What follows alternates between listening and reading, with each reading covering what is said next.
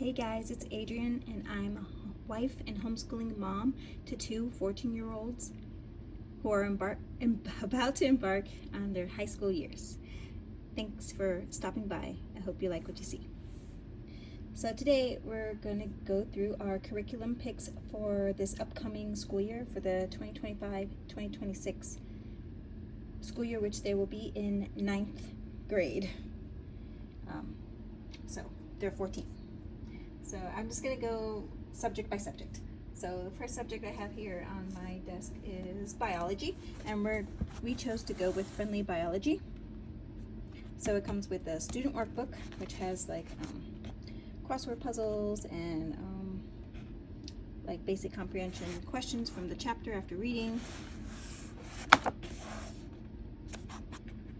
So I think every chapter is similar, or I guess word searches in this one. So the word searches and like crossword puzzles will probably just be for extra credit if they need it, and then this I will grade as daily work. Then it comes with a test booklet. So they also have a test every lesson. So then those would be for grades. I'm not for graded. So this one actually has the test in the front, and then the answer keys actually in the back to everything. So this one's better off that you make copies and then hand it to your kid, unless your kid does not want to go look around the rest of the book. And then this is their textbook. It does have color. Let me get to a page other. So it is in color. There's not a lot on the page, which I like. My son has ADHD, so this is pretty cut and clear, not a lot of commotion going on. So I have my little notes for each week on here for the kiddos. Okay, so that will be biology. The only thing I'm still looking for is a better lab worksheet. The one that it comes with is very simplified. I mean, it's okay for basic math, but I think it should have a little bit more since this is for high school. And if they want to go to college, I want them to, not be shocked when they see a lab report for college needs a lot more information. So that's biology. Next, for high school geography, we're going to do geography and cultures from Guest Hollow. And also I'm going to intertwine that with Build Your Libraries, Exploring Your World, which is a level 7, but this is not the main one. The main one is going to be Guest Hollows. And then I'm just going to sprinkle in a little bit from here because it covers a little bit more beginning geography, and we've never really touched on geography besides doing like geography workbooks, which doesn't do much, like the Evan Moore ones. Kind of sporadic, all over the world, kind of basic stuff. So that's that. But I'll show you the spines that we have for Guest Hollow. So for Guest Hollow, the main spine is this Where on Earth Atlas, and then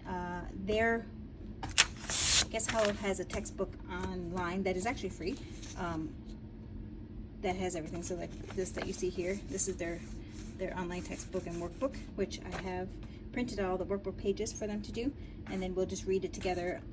Like I'll cast it to the TV and read from there. And then these are like the other spines that are supplemental spines to go along with it. So Where on Earth Atlas. And then for the Build Your Library, its spine is Smithsonian Geography. This is a new edition. This one just came out. Like I just got in the mail this summer, I think. So I had pre-ordered it.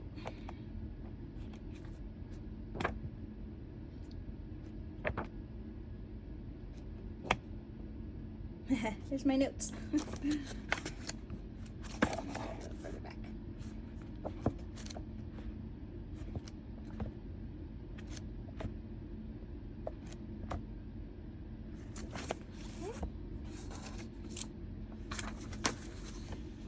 And there are other books too. These are just the main ones that we use pretty much all the time. And the other main one they use is for like animals, wildlife, of the World, I believe. That one's I'm getting from the library, and I gotta go pick it up tomorrow because we're gonna start on Monday.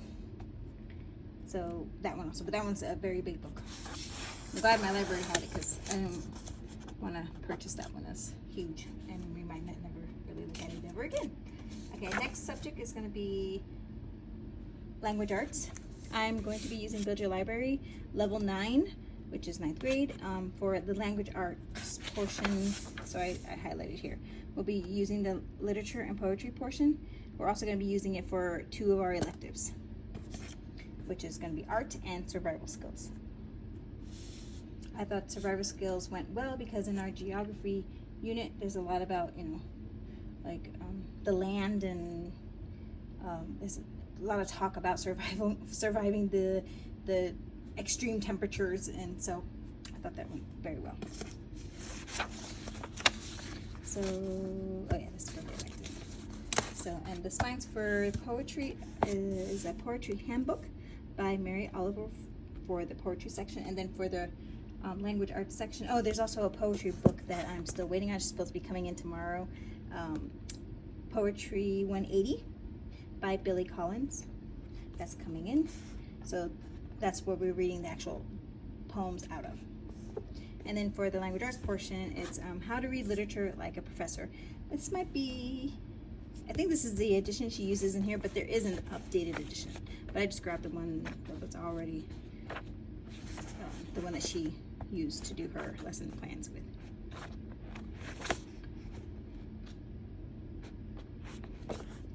And to go along with our ELA, she recommends, Emily from Build Your Library recommends figuratively speaking, using classic literature to teach 40 literary terms. So this is for terms, and then we'll be going through this whole entire workbook throughout the year. Basically, it's like a lesson a week, I think. And then we'll also be continuing word roots. We started in 8th grade, but we didn't finish, so we'll just continue with that. I'll just start at the back so you don't see their work. And when we're done with this one, we'll just move on to the next one. This should be done within the first maybe quarter, but for sure by the first semester, and then we'll jump into the next one. So just get these out of the way. And then our last core subject is math. And then we've got Denison Algebra, the regular Algebra 1. So this is the student textbook, parent guide, and test booklet. And then the solutions manual, which is where all the answers are. So basically these are for the kids because the kid checks their own answers. So this one stays with their belongings. This is the one that stays with the parent. So it's in plastic wrap still. I just gotta take it out and put it in my answer key booklet. So pre-algebra had a lot of not a lot of problems for each chapter. This one seems to have more, so I'm glad with that, there's more on the page than the pre-algebra. Pre-algebra had maybe 6 or 8 problems a lesson. It was not a lot, but it was enough for my son. I mean, that's why you get this, right? This math is for the kids who, don't want a lot of practice. They got it down. They know how to do it. So he might be shocked in the beginning to see all, there's 28 problems just on this first one. And this is their assignment. That's after they watch the video and do this part with the teacher. So he'll probably gonna need a break after he does that part before he starts on the assignment. I say he because my son is the one who gives me more pushback with math. My daughter will do it and she'll probably say, this is nothing. I used to do more because she came from Christian light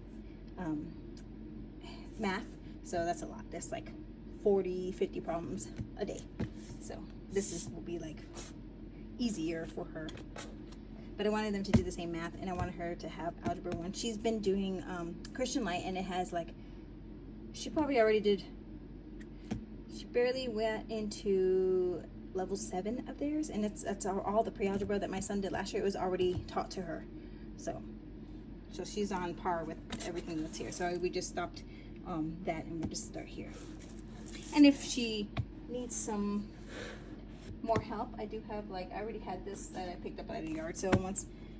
This daily math practice, so it has some review if she thinks she needs more review. Oh yeah, it's too high. Let me put it back there. Because she sometimes thinks that she forgets how to do stuff, and then she wants extra stuff. So if she actually, like, does this along with her math, I'm thinking of even making it like a honors math class for her, because these are Speedos that, oh, those are messy, that we never finished them, but just to keep her skills up if she wants to do these, that's fine by me. So I looked up what honors math was, and honors math is basically just math that teaches the main subject and like correlation, like with review from previous years, and also a little bit extra, like some geometry. I also have a geometry one somewhere for her, and I also have another algebra book for her just in case she wants more practice. She likes to get everything right. So now I'm going to go through the electives that I got. Okay, so first elective that we're going to use Build Your Libraries Level 9 for is Survival Skills. This is the main text: Bushcraft, Outdoor Skills, and Wilderness Survival. It's just in black and white. And then it said to, I think it's Emily. I'm not sure if it's in this book because I didn't even read the introduction to this, because I'm going to read this with them. So it said to get a notebook, so I decided to get these small weatherproof notebooks. So you can get this wet, and the paper stays, see, it's water resistant paper. So even if the papers get wet, you don't smudge. You can write with them. And I also got some waterproof, like, pen that you can write like in the water with it still. So I think they'll find that, you know, interesting to use. So I got these for them, so I just got to put their names on. For that, with the survival skills book, this is just the main one, but they're going to go through edible plants, and then I picked up from the library a dangerous wildlife for our area, and we'll go through that one, you know, sporadically too, just for where we live. So we're going to learn survival skills. Might as well learn how to survive here where we live. And then for art, we're also going to be using Level 9, Build Your Libraries Level 9, and it required the You Can Draw in 30 Days book.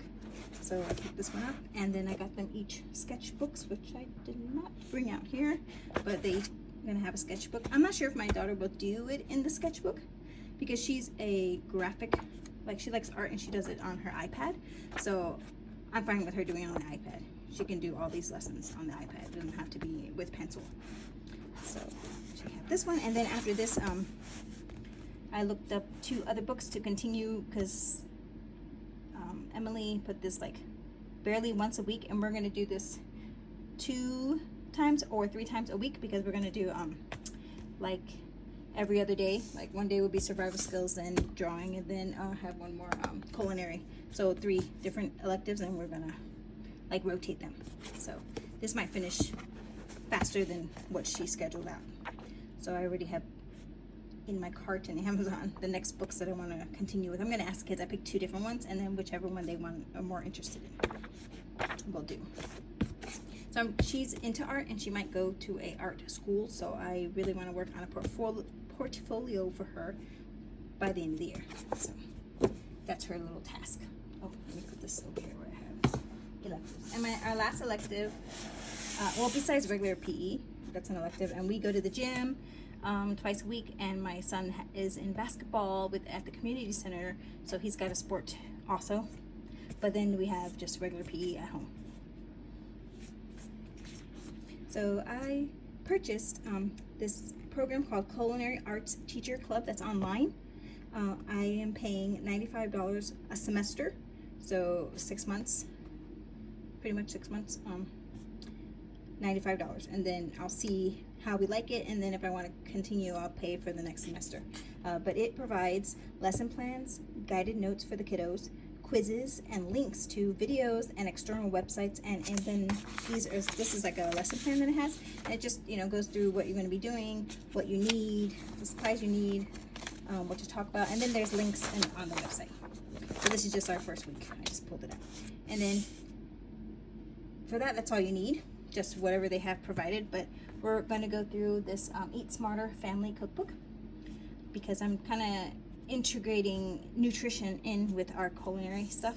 So for quite some time, we're just going to be talking a lot, no real cooking, but I do have every weekend for them to cook something for the family, like for dinner or breakfast or lunch, you know, something, each of them. So they can do it together and make like a dish, like a side and a main thing, or they can pick a different day and make something else the next day. But their only thing is that they have to make something for everyone, not just something that they will eat. Because my daughter she doesn't eat meat, and she's more picky with the foods that she actually will consume. So she can make what she wants to cook, but then she also has to make something that everyone else will want to eat as well. Not that we won't eat what she cooks, but that, you know, something a little bit more. So we have that for culinary skills. And then I'll just show you a couple of the read alouds that we're going to hit the first, probably first semester. We're going to start off the year, the language arts for Build Your Library started off the year with a book called Binti, and I was trying to get it from the library, and I requested this book because I wanted to pre-read it, and it still is on, like someone still has it, and I haven't been able to get it, and I didn't want to buy it because what if we didn't like it? So I just went ahead. We had Holes and we never read, and I had a novel study that we've never done that we were supposed to get to last year, so I'm just going to start off the year with Holes and with the novel study, and then I found another novel study on Teachers Pay Teacher that I'm going to also integrate, because this one I'm just going to basically use for the discussion questions, because this one is it's a little bit younger, and then the novel study I found was for older kids, and so I'm going to use the like literary elements and the vocab from that. So that's our first read aloud, and then the next read aloud is going to be Shipwreck at the Bottom of the World, the extraordinary true story of Shackleton and the Endurance by Jennifer Armstrong. And this will be our next read aloud. This one is more for our geography, but we're going to read it together. And then after that, we are going to jump into the Lord of the Rings trilogy, like the entire thing we're going to read. Well, that's what it's planned. I'm going to read the first book. If for some reason they don't like it or don't want to continue, then I will stop, and I have for them the Hunger Games series. So I read these, but the kids have not. So I have all the series, even not the newest book, but up to this one. So either we will stop and continue and do this one, or we'll read all of these, and then if maybe we'll even read the rest of the year. But I have other books that I need to throw in here too, so we'll see. But those are our plans so far.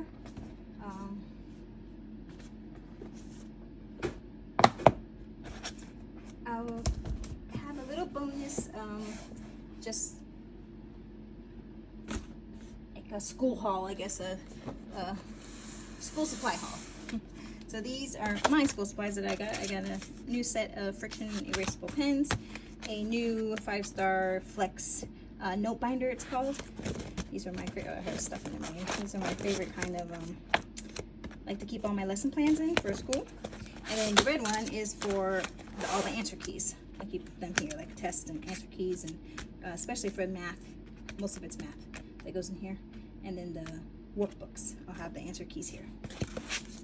So that is my school supplies that I bought. And then for the kiddos, this is for my son. He got a 3-subject notebook for language arts, and what else? The language arts portion, and biology, and maybe culinary skills. I think it was for culinary skills for 3 subjects I got. And then my daughter got this green notebook and then the little bit more colored pens.